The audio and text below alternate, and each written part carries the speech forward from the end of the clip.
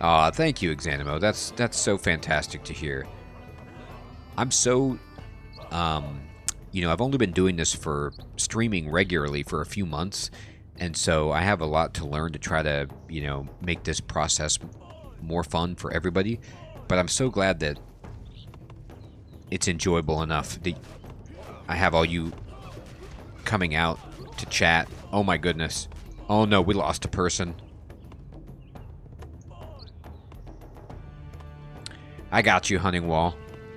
But your presence is more important than any presence. Do you see what I did there? That's the trick. You just being here is worth more, is priceless.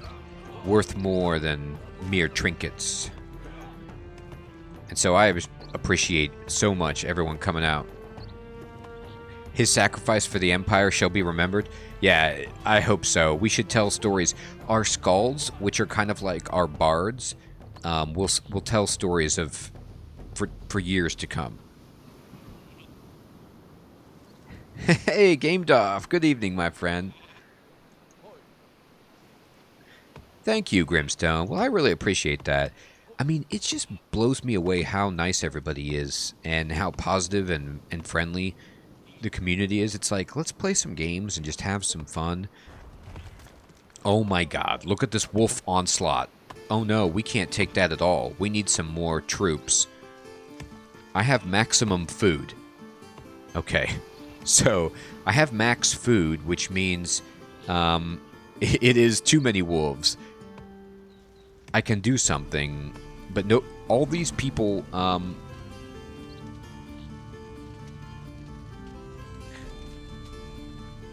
This game, Gamedoff, is called Northgard, and it's an RTS 4X set in a mythical Norse world. And I really enjoy it, but I'm new to it and horrible. Now, this building is on fire because I think... I don't know why. I think I don't have enough money to pay the upkeep or something. All of the hourglasses or the clocks above these people are saying we can't do anything because you can't hold any more food. So I need to build more stuff to help make money. But I don't know where to do that. Alright, so let's see if I can upgrade any of the areas. This is one of those situations where I think I have outplayed the tutorial in terms of what I should have been doing, and the game will explain these things to me later. I'm hoping, because I'm so bad, that this story mode that I'm doing here is just like a de facto tutorial mode to ease me into all of the complexities of the game, which are many.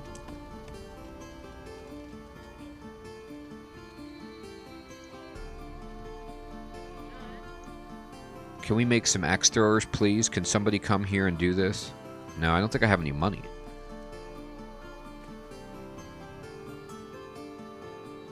So these guys are just generating money for us, which is good, but not enough money.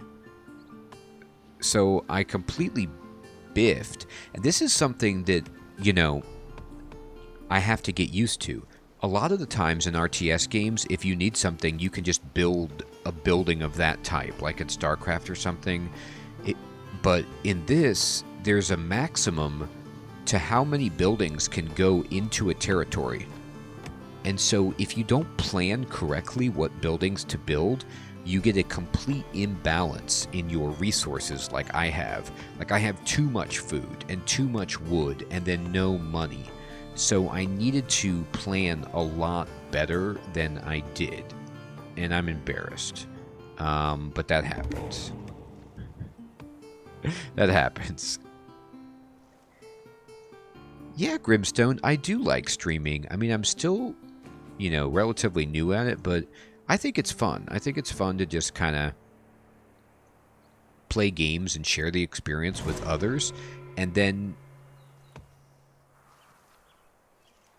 get feedback from much smarter people than myself.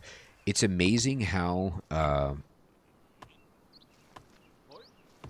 many people out there can help me. Like, I make a lot of mistakes as a gamer, and so having people out there kind of catch me and help me edit my mistakes is very, very helpful. Let's see. Let's pick up coinage so that our merchants will make us more money because we have no money. And then let me just pick up a person and say, can you come? No, you can't. Can we build a trading post anywhere? Yes, we can build it here because the building burned down. You know what? I'm wondering if I should just... Yeah, you can destroy your own buildings. I think I should probably be doing that. Destroy buildings that I'm not using. So, for example... Oh, thank you, Grimstone. Yeah, I have a lot of progress to make in terms of getting better at the whole process, but I really enjoy it. And I'm very fortunate to have just an amazing group of people to come hang out.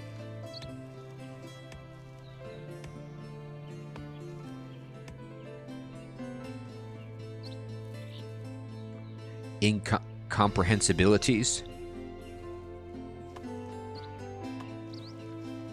That's a serious word, Hunting Wall. That's how I feel about this game sometimes because I'm new at it. Alright, so now we are finally getting enough money. Oh.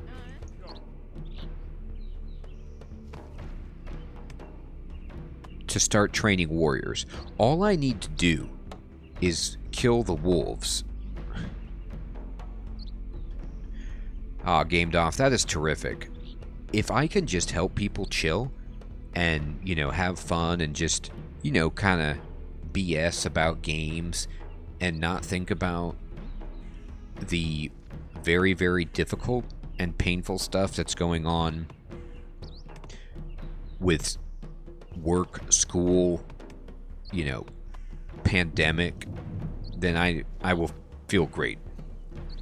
Any bit of relief, any kind of support I can provide is awesome.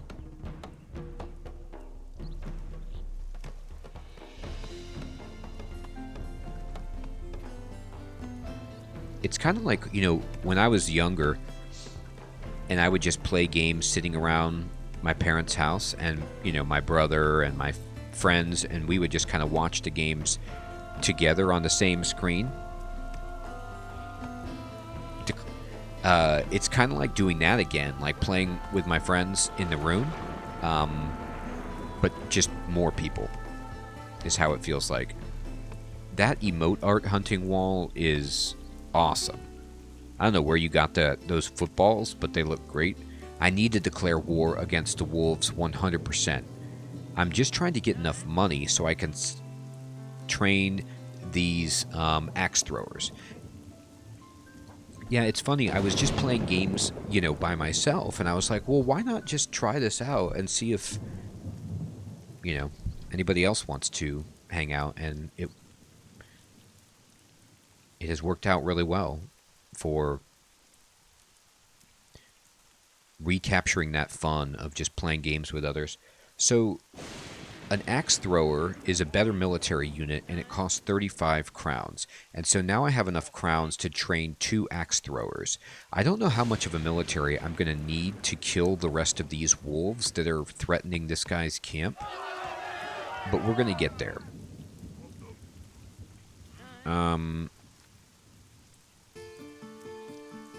Now, let's go train up as many people as we can to become merchants so that our crown intake goes higher. Yeah, so now we're making more money. I'm going to select all of my military units and make another warband. And here we have a warband, and I'm going to move them here. I need to purge them in a serious holy crusade. I wish I had the resources to do that.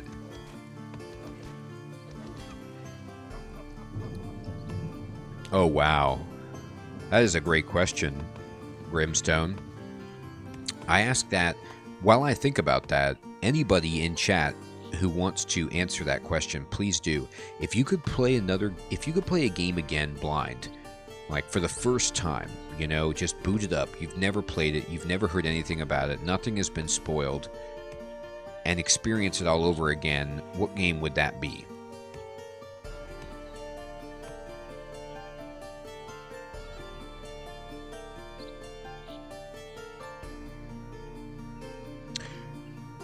Wolf's blood for the blood god. Wolf skulls for the skull throne. I love it. You got some... I like your Warhammer references. Blood for the blood god for sure. You know one game that comes to mind that I would like to play again blind, just because the experience was so unique, was the first Resident Evil game. So the first Resident Evil for PlayStation, I had no idea what I was getting into when I booted that game up, and I couldn't believe it. I'd never really played a horror game before. I don't even know if it was a genre, you know, that was that prolific at the time, but that game was just outrageously mysterious and scary all at once. All right. I think I have enough money now. Let me train some more soldiers. So let's just get some basic warriors. And then let me add them to the warband. So now our warband is 5. And then I'm just going to go up here. And we're going to pick up all of our people. And we're going to deposit them here. And we're going to send them at the wolves. Yeah, you know what? Dark Souls was like that too. I remember, like, I read some reviews about Dark Souls that I saw that it was rated well, but I didn't understand what it was like. And then I was like, yeah, let's buy this. And I picked it up. And that game just blew me away. Where are my people? Where's my warriors? I feel like my warband isn't completely together. Where are my axe throwers? Here's one. Where are you? Did you get stuck somewhere? Where did you go? Oh no, they're just taking forever to get there. Okay. Oh wow, that's a great one, Gamed Off. Mario 64 was like that too. It was so... like, it hurt my brain to get used to playing that game in 3D. But yeah, trying to get all of those stars. Oh, man.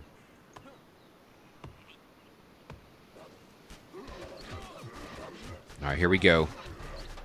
Run. You prefer building games? Well, to be honest, I remember booting up SimCity the first time and thinking that was awesome. You know what? Actually, speaking of building games, Hunting Wall, that you're talking about, Minecraft. I mean, Minecraft, imagine booting that up again and knowing nothing about it and getting into that game. Holy smokes. Hey! Nick, man, this game is cool. It's like an RTS mixed with Civilization. Kind of feels like an Age of Empires in Norse land. Snackman, what's up, my friend? Good evening. Good times in SimCity? Oh my gosh, I know. I loved booting up SimCity the first time, and just like, I had never played anything like it before. I mean, it was the archetypical sim game for city building. And so there was nothing else like it on the market, at least with graphics, you know, and it was amazing. I mean, the first natural disaster that hit my town, I couldn't believe it. You know what, Snack? The The SNES version, actually, I prefer to many of the versions of SimCity because they give you rewards in the game. Like, you get the Mario statue. The soundtrack for that is exceptional. The wintertime and the autumn music for the SNES SimCity, oh my gosh, so good. I actually, with my Super Nintendo that I still have, SimCity is a game that I will never sell. I love playing that every once in a while on the Super Nintendo. It's awesome. Alright. Brand says, "My lord, I am delighted to report that Halvard's camp is now safe from any beastly threat." Excellent. Please make sure his people receive the food they need and tend to their wounded.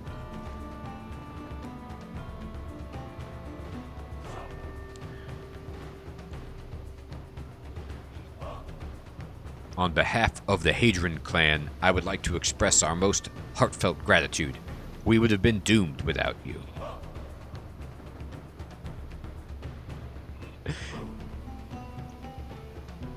He's bowing to us.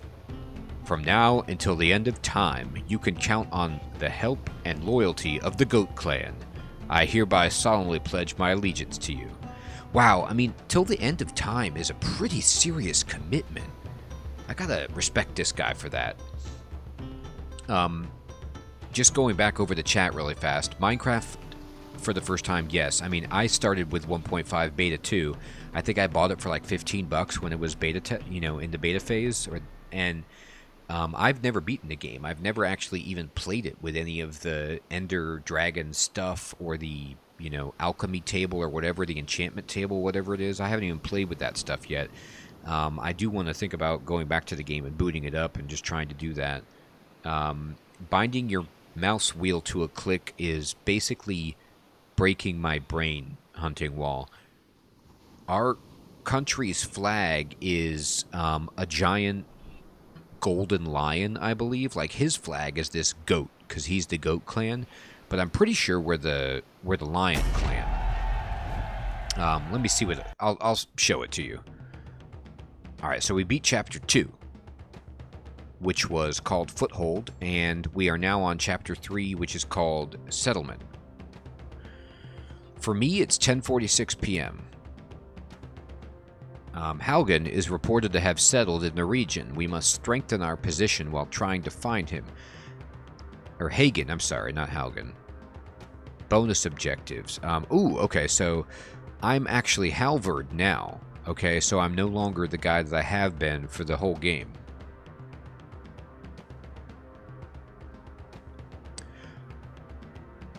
So, going back to your question, Grimstone, about our country's flag, in this game, I'm pretty sure if you're playing just the random map mode, conquest mode, I believe it's called, you are one of several different factions or clans, and they have different perks, different bonuses, different weaknesses.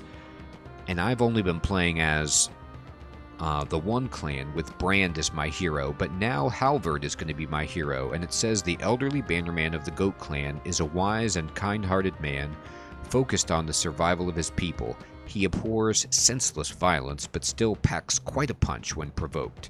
He and the Hadron clan pledged allegiance to you after you saved them from ravenous wolves. So, if I mouse over this eye information circle here, it tells us that if you are the clan of the goat, you start with a sheep and can build 2 sheepfolds. And you get a production bonus for your feast of 20%. And then when you get certain fame thresholds in the game for just accomplishing things on the map, like we saw, for example, we got fame for clearing a wolf den, or for exploring things with our scout, exploring ruins, capturing certain of the undead areas.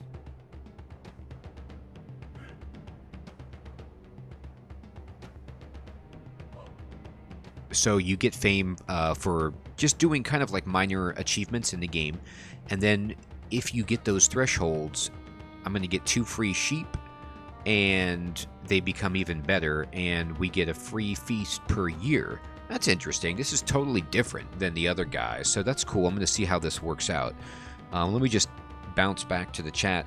I actually haven't played any of the Telltale games for the point-and-click adventure, like choose-your-own-adventure games. I own them all and really need to boot them up because I love games like that. I just have such a backlog. That's a great idea to play, GameDoff. Neo, when you mention Fallout or Wasteland, those are really, really good ones.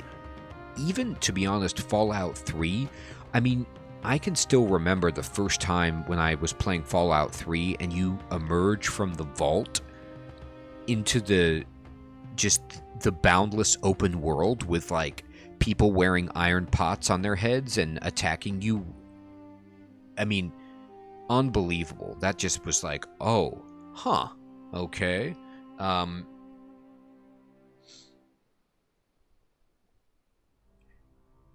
Hunting that wall, that word that you just wrote there looks like some kind of chemical compound that is why I'm not a chemist. Have I played Nioh? That game was fun. I booted Nioh up, but didn't play it long enough. But I am seeing that they're going to release Nioh 1 and 2 for the PS5, like remastered.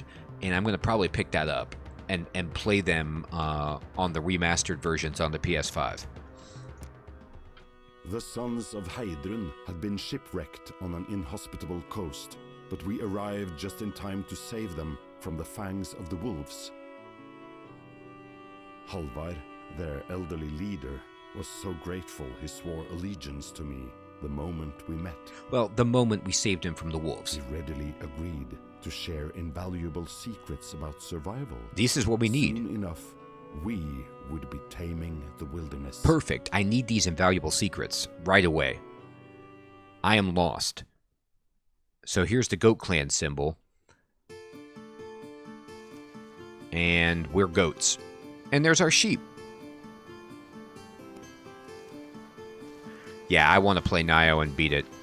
Rig. Hagen is out there somewhere. We need to find him and kill him. Oh, that's right. So, just as a backstory for you guys who didn't see the first chapter, your character is the son of a Jarl who was like a powerful leader of a clan, and they were all set to go explore this new territory, this new island that they had discovered, a new like large landmass that they were going to go attempt to colonize, called Northgard.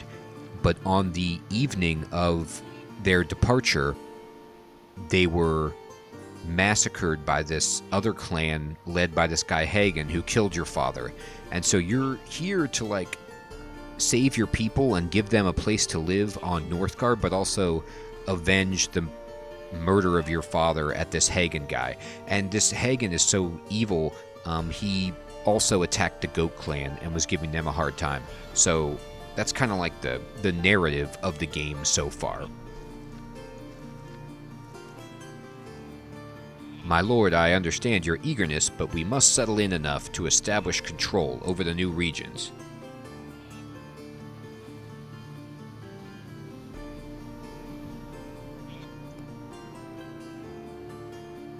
Halvard says, this area would seem to suit our plans. We should absolutely settle here. Hadrian's followers are tough survivors, so allow us to lay the groundwork for your conquest of Northgard.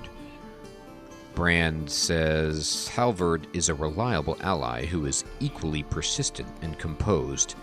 Let him honor his debt and prove his allegiance to you. In the meantime, I will take my leave and attend to the business we discussed. Understood. Please travel safely, Brand. Oh, here comes the boat. Fare thee well, my lord. I shall return soon. Okay, so there goes the guy that I was normally, Brand. Now, he sailed off, and I'm with Rig and Halvard. Halvard, you will assist me in this operation. Thank you, young lord. I will not disappoint you. All right. Perfect.